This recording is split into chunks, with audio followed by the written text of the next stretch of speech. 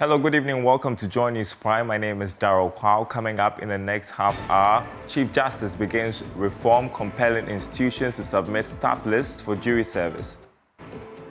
Institutions will be receiving notifications that they are supposed to submit their staff lists, and we will select whatever number we need, and then we have our pool of jurors. Also tonight, Sokode Senior High Technical School closed down indefinitely following violent clashes. And so far, the situation is under control. We have taken a decision to temporarily close down the school for us to restore law and order. These and other stories coming up tonight on JoyNews Prime. Stay with us for details.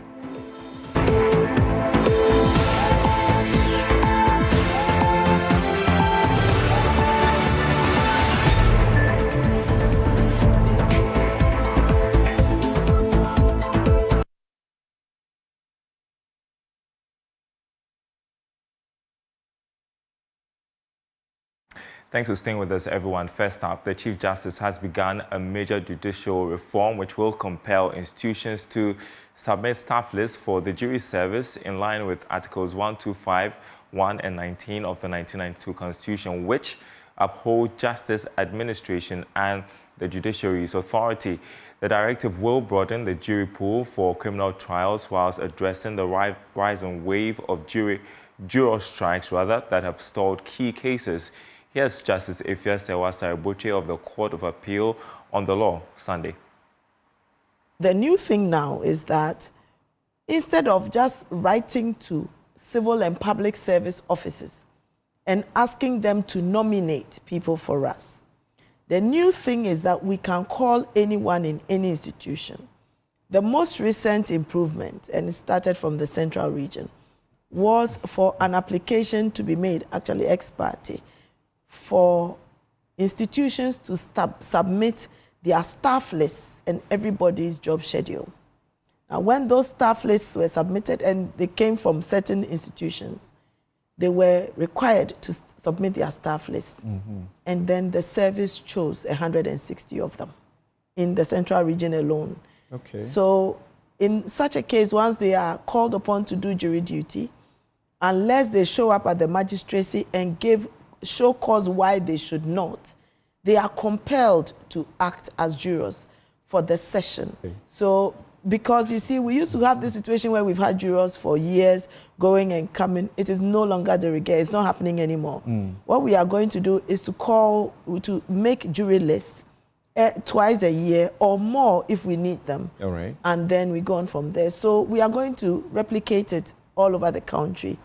Institutions will be receiving notifications that they are supposed to submit their staff lists.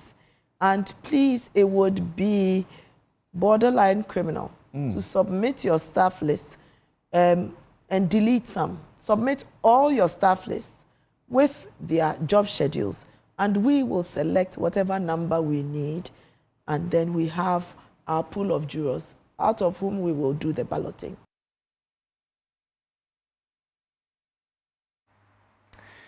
Now, Justice Lydia Osei-Marfo, also of the Court of Appeal, indicates that those who refuse to attend will be sanctioned. This time, we would do the case within a certain period. Everybody knows. I do a case completion plan from the onset. And so you are not just there, you are coming and then, no. We are certain that this particular day, we are starting this evidence. And the evidence of PW1 is this person. Meanwhile, his statement or her statement is already before the court and with all the lawyers and everybody. So that if you don't come, now we are going to apply sanctions to you. Hitherto, we were treating them with soft gloves. Now, if you don't come, we would apply the law. We would sanction you. We will fine you. If a witness doesn't come under the law, we have a way of compelling their attendance. If they don't show up, we still can fine them. So we are going to put up all these things to work. All right, we are turning next to the Volta region, a story developing there. The Sokode Senior High Technical School in the whole municipality has been closed down indefinitely following a violent clash between students and community members. The clash was triggered by a student being beaten by town folk after he was reported by a colleague. Now, authorities fearing a reprisal have closed down the school. Here's Volta Regional Minister James Gunu announcing the closure following meetings with the school authorities and community leaders. Between the Sokode Bogama community and school, we are trying to rebuild that relationship. And so far, the situation is under control.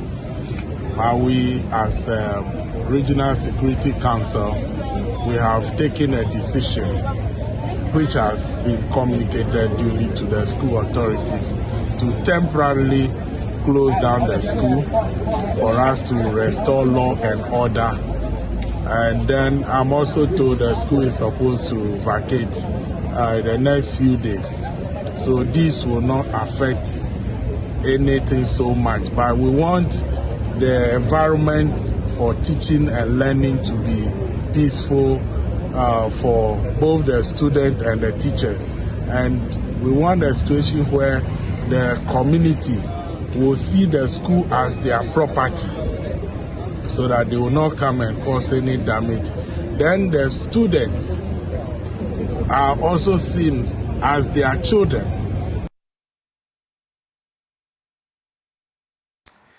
You're watching JoyNews Prime. In other news, the Home Municipal Education Director, Dr. Esther Ayabua, says her outfit will find a way for the students to write their end-of-term NYSC exams. And so far, the situation has been calmed down. The military has surrounded the walls because the community were trying to break the wall to have access to the girls' dormitory. So for now, the situation has calmed down, and luckily they said the students should go home. So they'll go and come back and write their end-of-term examination. And further arrangements will be made for those who will be writing the WASI.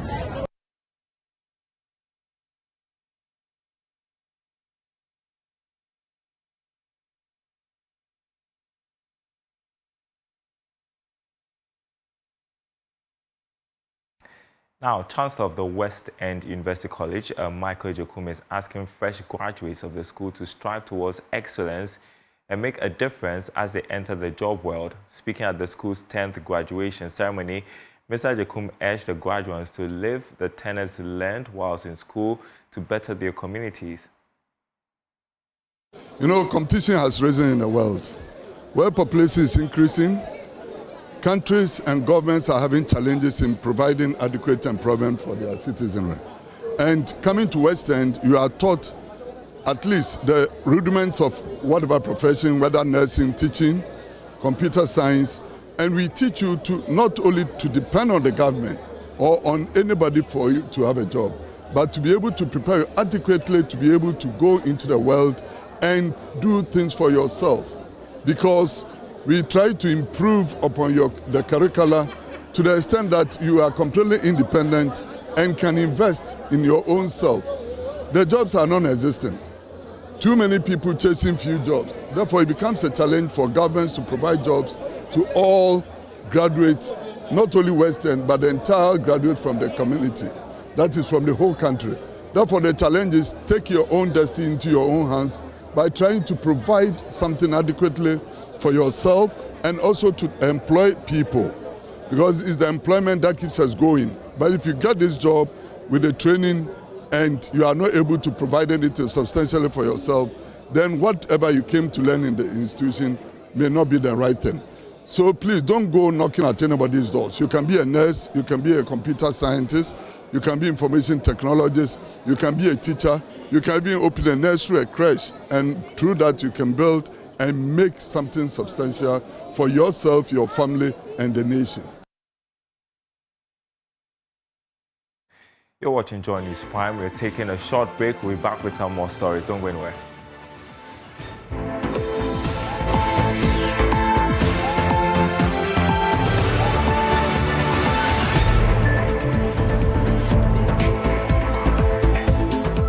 Welcome back to the news. Now, Upper West Regional Minister Charles Wanga says President Mohammed's government will reform Ghana's education sector with a major focus on churning out well-trained teachers.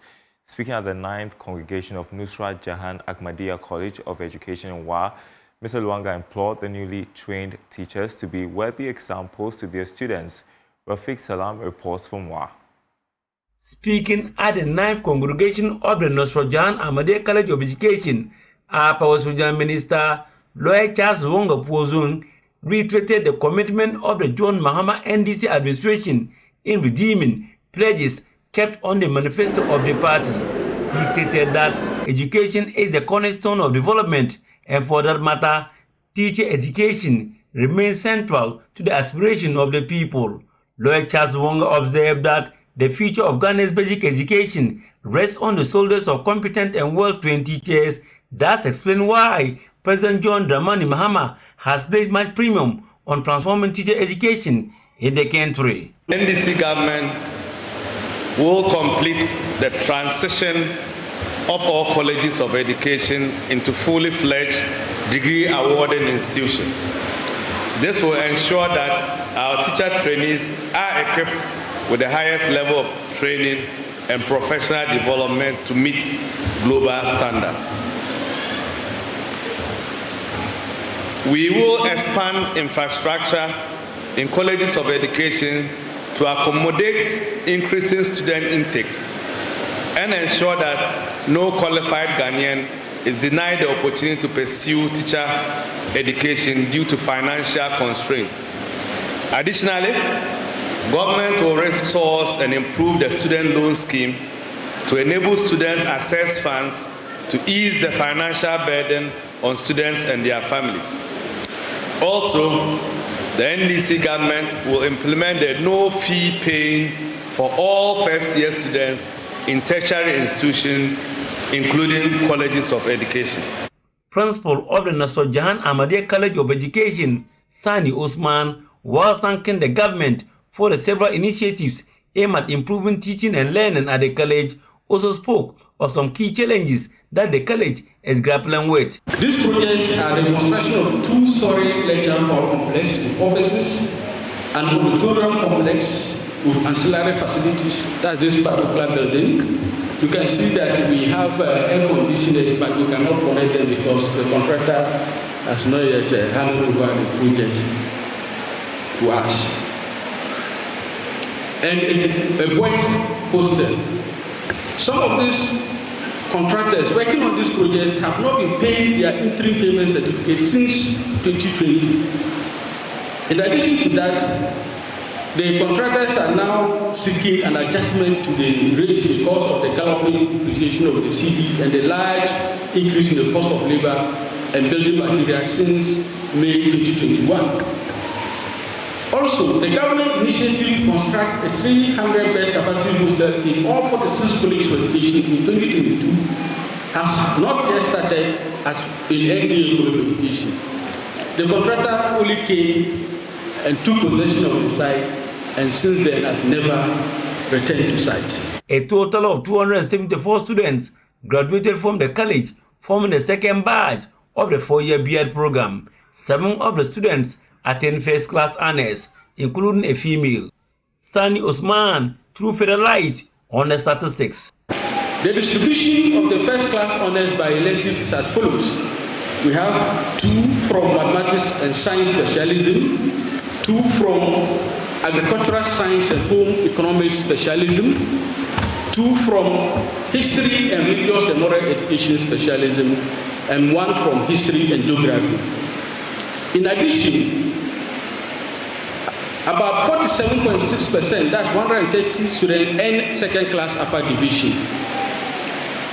115 students, representing 42.1%, obtained second-class lower division, and 21 students, representing 7.7%, obtained third-class honors division.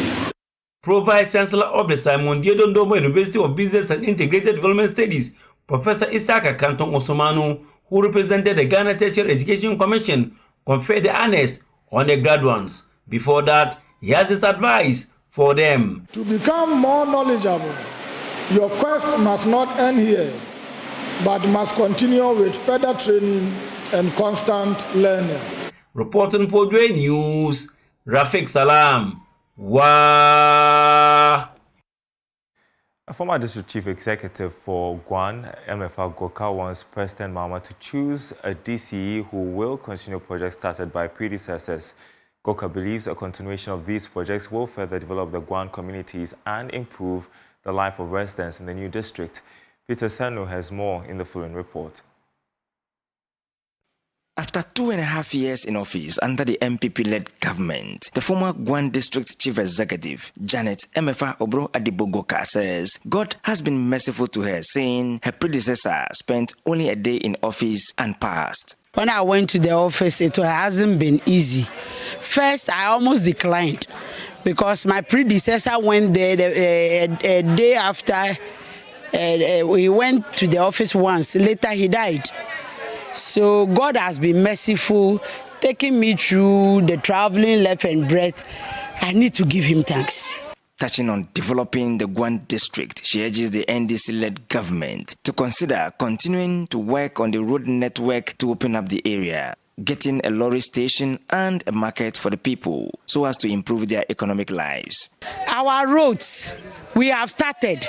As before we left office, we have started with the drip machines.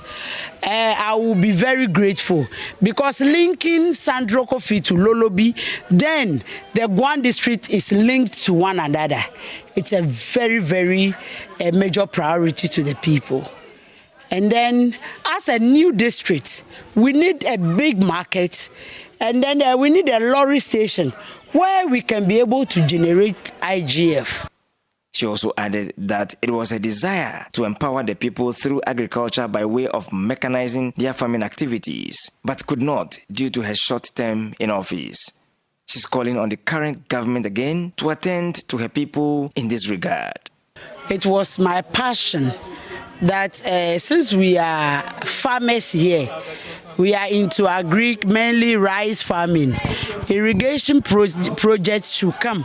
The government should listen to us so that we can farm rice. We have all around the 4 traditional areas are of rice farmers.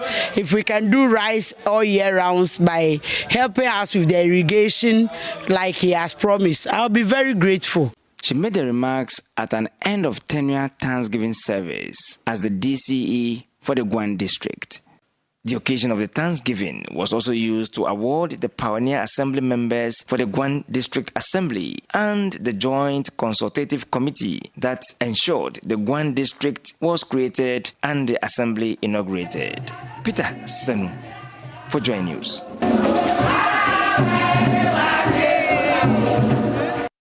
And before we go, in the Ashanti region, health authorities in the Central District are full of praise for US-based not-for-profit organization Jackson Impact Foundation for supporting the treatment and care of people living with non-communicable diseases.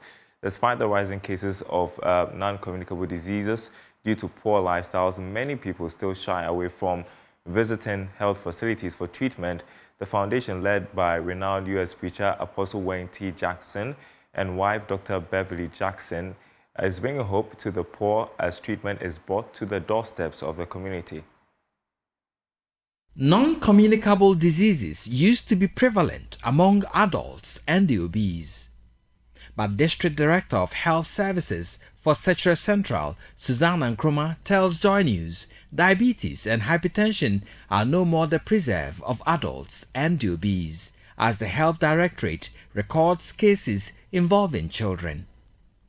Lack of a hospital to deal with the situation means residents who visit health facilities are referred to nearby Asante Mampong Hospital for diagnosis and treatment. Many residents are unable to afford the cost of treatment outside their catchment. But thanks to renowned U.S. preacher Apostle Wayne T. Jackson and his wife Dr. Beverly Jackson, free screening and treatment have been organized for residents of Abesua, Atria, Asuafu, Awenya, and Aduchem, among others. District Director of Health Services, Mrs. Susanna Nkrumah, is happy with the gains made so far with the free services. The age range, now things are different. It used to be the aged. It used to be the obese. Now things are different. You will see some young ones having it, both sexes. And then we have the one we call juvenile diabetes. Children have it. So it's no more the aged or the obese. No, it's now age across. Every age is affected. Beneficiaries had walked into nearby communities to participate in the free exercise, which also saw them receive medication free of charge. Before you walk into a hospital for treatment, you should have some few CDs on you. Right from the gate, that is the records unit, to the pharmacy for medication. We know how expensive it is. So in fact, it's very, very expensive. If it hadn't been the support of Apostle and the wife doctor, we wouldn't have been able to organize this. Dr. Grace Patterson is the leader of the U.S. team. She tells Joy News it is fulfilling to serve the needy. First of all, it's like being able to give to people that wouldn't able to have the access to what we have provided. And just knowing that really makes me feel good. 50-year-old Abna Frempoma is a native of Asuafu. She is overwhelmed by developmental programs implemented by the Jackson Impact Foundation, which has transformed Abesua. She is happy to receive care from the medical team from the U.S.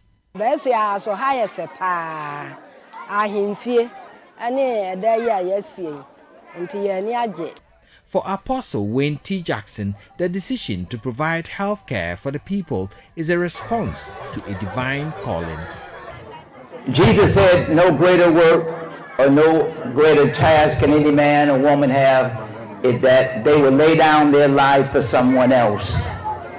So we come from America to say that we leave our homes, we leave our places, our country to come here to be a blessing. Apostle Wayne Jackson is promising to do more for residents as an ICT lab his foundation constructed for local Abesua DAJHS is set to be commissioned.